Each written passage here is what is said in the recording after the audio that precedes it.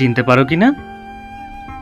বৃদ্ধা মহিলা আরও একটু কাছে এসে ভালো করে দেখে বললেন, এ অপ্সরা তুই কোথায় পেলি বাবা? একেবারে লাল টুকটুকে বউ যে আমাদের। হয়েছে পিসিমা। আচ্ছা বলছি, এখানে কি দাঁড় করিয়ে রাখবে নাকি এবার ভিতরেও যেতে বলবে?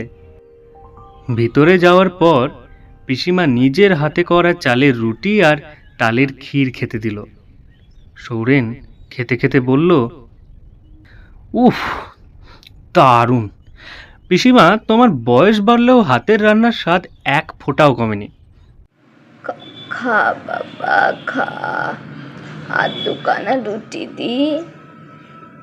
ও মা, তোমায় একখানা দি। সুতৃষা নতুন বউ।